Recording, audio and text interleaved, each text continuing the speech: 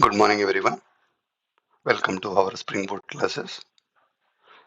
In our previous class, we have learned few modules in Spring Cloud. Today, we are going to learn few more modules.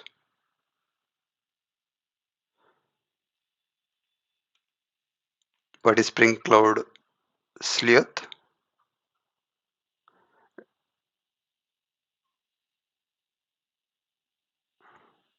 Sleuth configures everything you need to get started. This includes where trace data are reported to, how many traces to keep sampling, if remote feeds, baggage are sent, and which libraries are traced.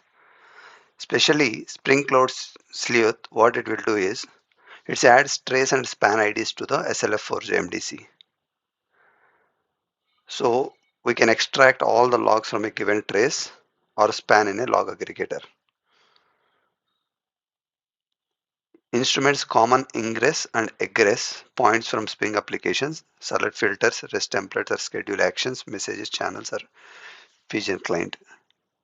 If Spring Cloud Sleuth Jupkin is available, then application will generate the report Jupkin compatible traces via HTTP. How we will do the configuration? Maven we will have to use the dependency, Spring Cloud dependencies, then Spring Cloud Starter Sleuth. Gradle we have to use like this. How we can implement in the logic in the REST controller Spring Boot application. Run this app and then hit the home page. We'll see the traced and span ID populated in the logs. If this app calls out to the another one, it will send the trace data in the headers, and if the receives where is another Sleuth app, you will see the trace continue here. Instead of logging the request in the handler explicitly, we could set debug. Sleuth defaults to a rate limited sampler. That means that it will sample up to 1000 transactions per second.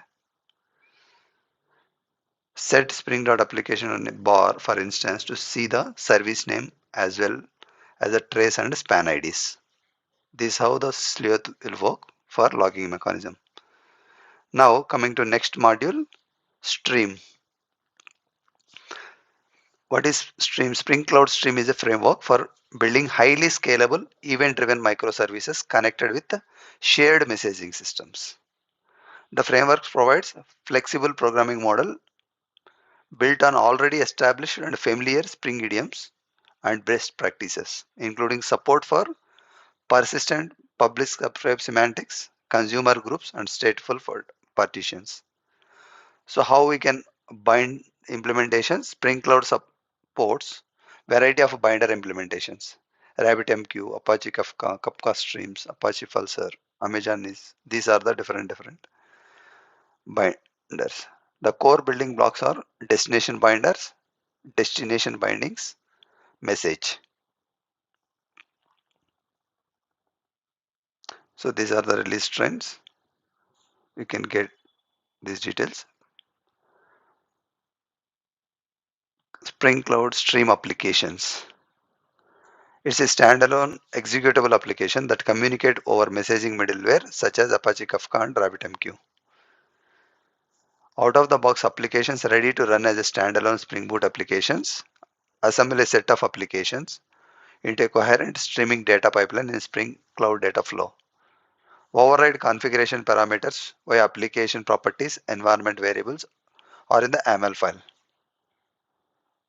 What we can do, download the latest application, start Kafka, start the time source product, application pointing to the TikTok topic in the Kafka.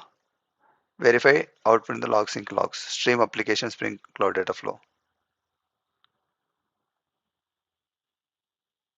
Another module is Spring Cloud Task. What it will do is Spring Cloud Task allow a user to develop and run short-lived microservices using Spring Cloud and run them locally. In the cloud, even on Spring Cloud Data Flow, just add @enable task and run your apps as a Spring Boot app.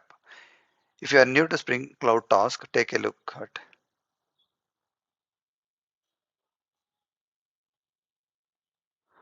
Next, Spring Cloud Vault.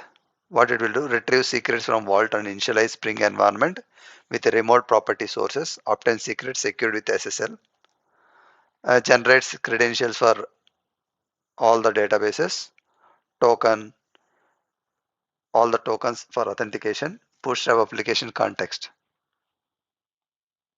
How we can do a vault config we can do in the YAML file. We'll mention that what tokens we can get it, Spring Cloud Vault. In the application level, what authentication we need, simply in the controller or application, we can retrieve the data by using properties.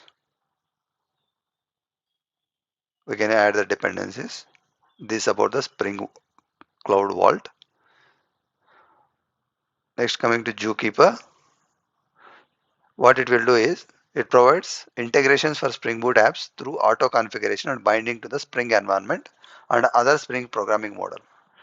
With a few simple annotations, we can quickly enable and configure the common patterns inside our application and build large distributed systems with Zookeeper. The patterns provided include service discovery and distributed configuration. Serv Main features are service discovery. Instances can be registered with Zookeeper and clients can discover the instances using Spring managed beans. Support Spring Cloud Load Balancer, client-side load balancing solution. Support Spring Cloud OpenVPN, distributed configuration using Jupyter as a data store. How we can start it? Just add the respective configuration, enable auto configuration, enable discovery client. Another module is Spring Cloud App Broker.